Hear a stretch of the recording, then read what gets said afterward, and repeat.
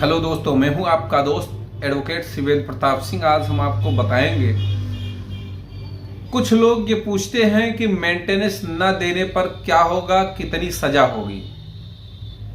पहला सवाल। दूसरा सवाल, क्या 1 महीने की जो सजा होती है दोबारा या बार बार सजा हो सकती है? दूसरा सवाल। और तीसरी इंपॉर्टेंट बात, आज का एक ऐसा जजमेंट मैं आपको बताऊंगा अपने इस वीडियो में, जिसमें 1 महीने से ज़्यादा की सज़ा नहीं हो सकती है, ये माननीय कर्नाटका हाई कोर्ट ने कहा और एक ऑर्डर भी दिया। उस ऑर्डर के बारे में भी चर्चा करेंगे। तो सबसे पहले उस ऑर्डर को ही देख लेते हैं। Criminal petition number 10-3364/2024, order date 7 जनवरी 2025, 482 नंबर, ये जो हमने बताया 10-3364/2024, ये माननीय कर्नाटका हाई कोर्ट का ये ऑर्डर है। भरण पोषण बकाया के लिए पति की कैद 1 महीने से अधिक हो सकती है या नहीं, इसके बारे में भी है। तो इस केस में हुआ ये था, पहले छोटा सा मामला इसका समझ लें कि भाई पति पत्नी के विवाद में, जैसा कि आप जानते हैं, पत्नी 125 का केस करती है।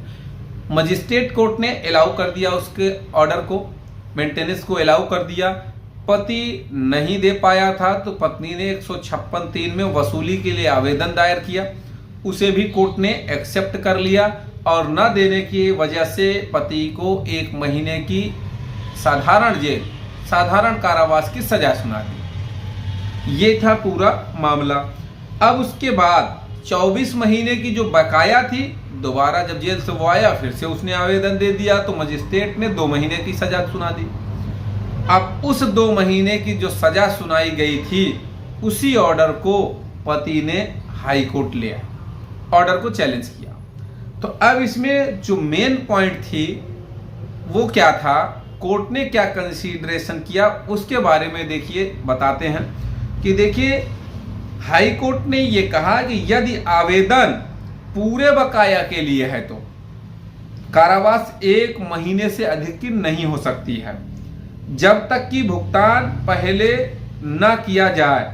पत्नी ने 24 महीने के बकाया के लिए वसूली के लिए आवेदन किया, बाद में उसी बकाया के लिए दूसरा आवेदन दायर कर दिया, जिसके बाद 2 महीने की सजा हो गई।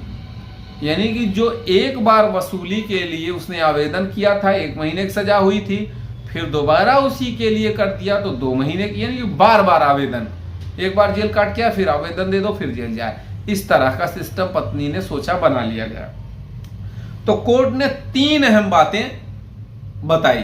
पहला ये कि पत्नी, बच्चे, माता पिता के लिए भरण पोषण से संबंधित प्रावधान है और विफल रहने पर 125 सबसेक्शन 3 में कारावास के माध्यम से भरण पोषण की वसूली की अनुमति देता है। ये कानून में प्रोविजन है।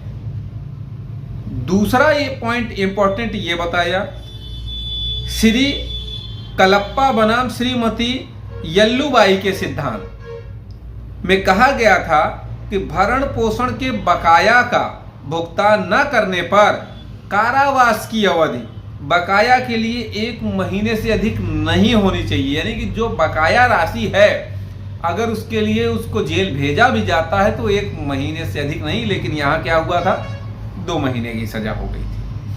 तीसरी इंपॉर्टेंट बात, भरण पोषण का भुगतान न करने पर, इसमें जो पहला और दूसरा सवाल था मेरा वो भी आ जा रहा है।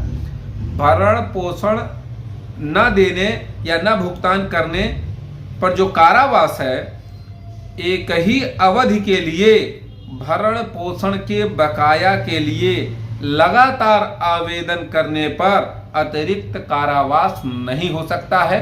अगर आपके नहीं समझ में आ रहा है तो मैं एकदम आसान शब्द में आपको बता रहा हूं कि जैसे आप मान लीजिए 1 साल का मेंटेनेंस आपने नहीं दिया, आपकी पत्नी ने 125 सबसेक्शन 3 वसूली के लिए दावा किया, आवेदन किया और आपको 1 महीने की जेल हो गई।